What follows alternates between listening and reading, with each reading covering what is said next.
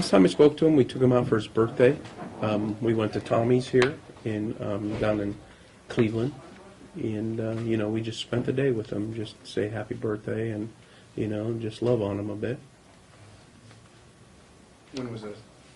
In his birthday's March 8th, so I think we by the end of the month, end of March, I think we got together. Who all was with you? Me, my wife, and my other son, Jared. Okay. And that's the last you spoke to him? Still? Yeah, I think so. Other than a text message here and there, hey, how you doing? But verbally, that's it.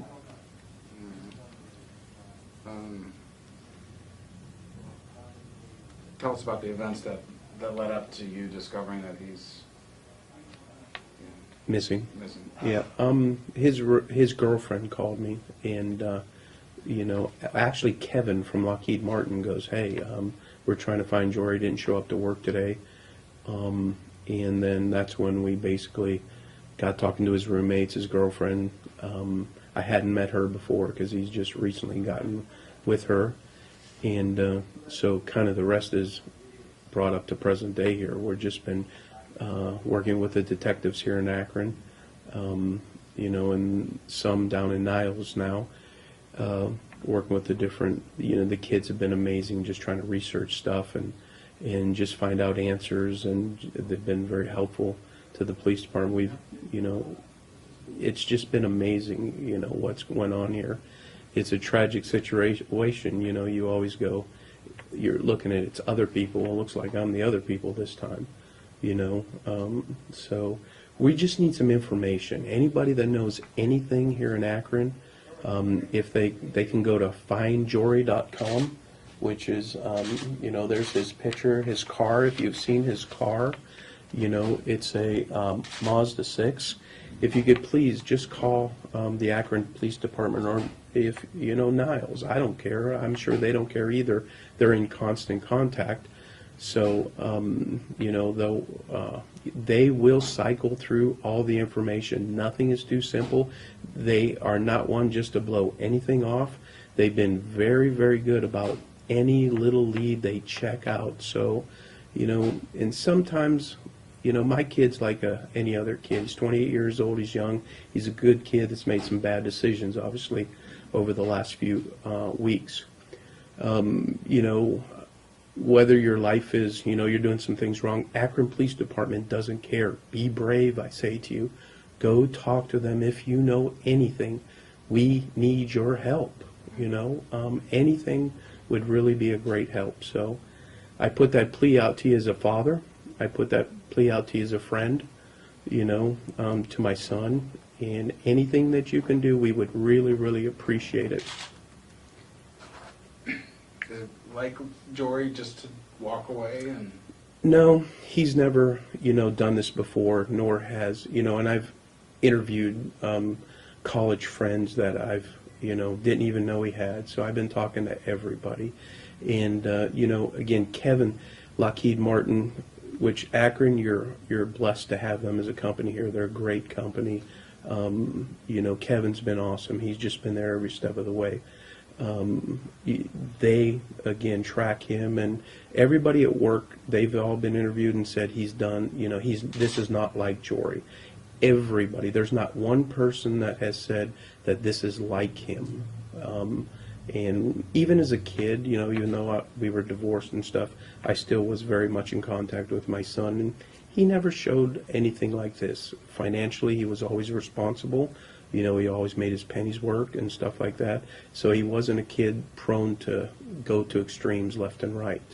And again, interviewing everybody, talking to all his friends, they say he's the same right now. What's your hope there? Well, of course, my hope is for, that he just comes home and we all get to beat him up, and I'll learn him how tough Dad can be sometimes, But, I'm a dad, and I just want my son home. And, I'm hoping for a great reunion. You said a couple minutes ago that obviously he made some bad decisions in recent weeks. What do you mean by that? Well, maybe the bars he was in, being out at 2:30 in the morning, you know.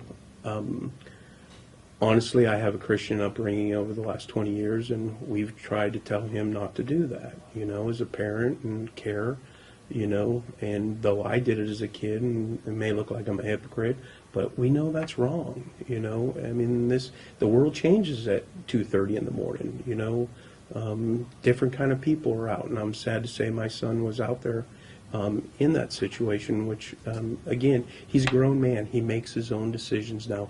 He has choices too. And, no matter what I do, I got to respect him because he's a man and he's going to do what he wants to do. You've hired also a private investigator? Yes, we have. And, again, he's the same, working close with Akron, when the police department, whenever they can, the detectives. Has he come up with anything concrete? No. He's in the process of learning Jorry's mind and his habits, and it takes time, for all this to unfold. Again, I want to thank, if just take a second to thank Detective Horton too. He's been an amazing man. I hope he's just been a friend too. He's always answered. Akron, again, I tell you, you're lucky to have this department. They're very, very concerned, and they care about the public out there. So I say thank you to the Akron Police Department also. Are you optimistic? Well, of course I am. I mean, there's no sign that says he's dead, and there's no sign that says he's alive. So it's quite an enigma right now. But yeah, I'm going to hold on to the very best until somebody tells me otherwise. What's your gut feeling on what happened? I don't want to answer that. You're asking me to go way deep into my heart, my conscience, that I just don't want to do at this point in time.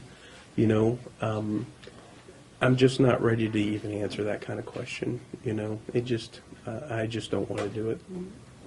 How's your faith helping you through this? Really good. We got my pastor. We've been going out the same church for 20 years, and they're just awesome. And as a Christian, we look at life and death different, especially the death part. Do I think my son's dead? Nope, nobody's told me that yet, and so I'm going to believe that he's alive. It's just one of those things where the Bible says if you're absent from the body, you're with the Lord. So, and that's not a bad thing. We perceive death as being awful, and it is because we miss him as people and as a dad. But definitely faith has played a major part, and all the prayers, even people were getting calls from all over the United States that's known Jorry, went to school with him and moved on and went to their separate ways. They call and send us emails to say they're praying for us. And pray for these detectives here that they get, that door open that will find my son.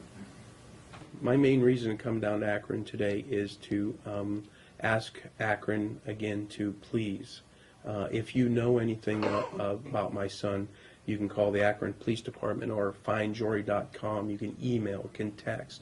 Those emails are being forwarded to the Detective Bureau here, and they are being answered. So nothing is of little value to us at this point in time. Please, Akron Police Department, if you're not running your life right, but you know something, they're not looking for you. They're looking for my son. They don't care about what you do. They're just looking for some information. So be brave. Step up to the plate. Help us. We need some help here, please. And, again, the phone calls, everything will be answered. Nothing is too small. So I ask you, please help me find my son. Obviously, he's a chip head, so he loves his computer. Recently, he's taken up fly fishing of all things. So he loves he's been fly fishing. He's a member of a dart team, and I think he's on a golf league. And so he's, 28, he's pretty active, and he just loves doing a lot of different things. Happy?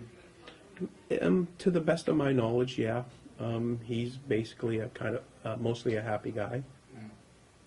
And he's never had any physical or mental problems in the past or anything?